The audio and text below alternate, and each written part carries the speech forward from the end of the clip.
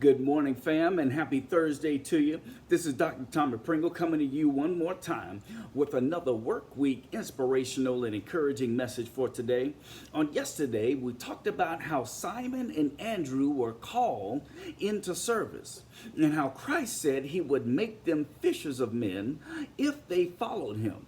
And even though there are going to be times when you may not care for the occupation of the person that you're called into service with, trust and know that the mission is much larger than you are.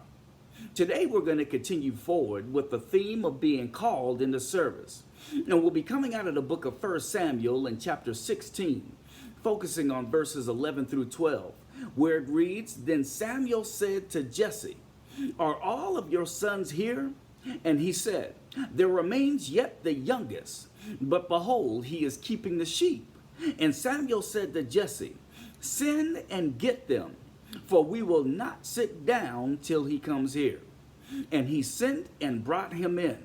Now he was ready and had beautiful eyes and was handsome. And the Lord said, 'Arise, anoint him, for this is he.'" I'd like to point out the fact that sometimes people you're close to may not see or understand the plan that the Lord has for you. David is a prime example.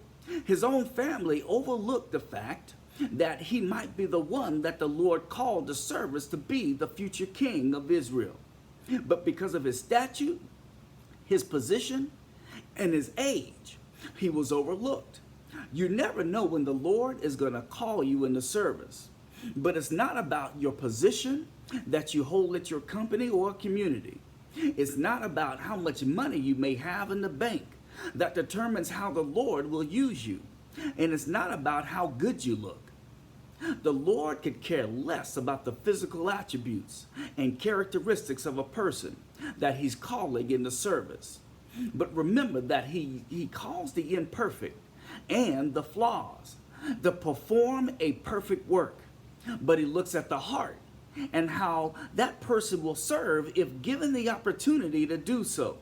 There's also a period of time that the Lord will work on maturing, preparing, and working on and through you before birthing out of you what he put in you before you were born into this world.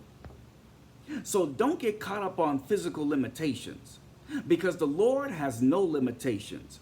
And when he wants to perform a work in or through you, nothing will limit him from making it happen. Allow that to resonate in your spirit today as the Lord continues to shape and mold you into the Christian that he called you to be.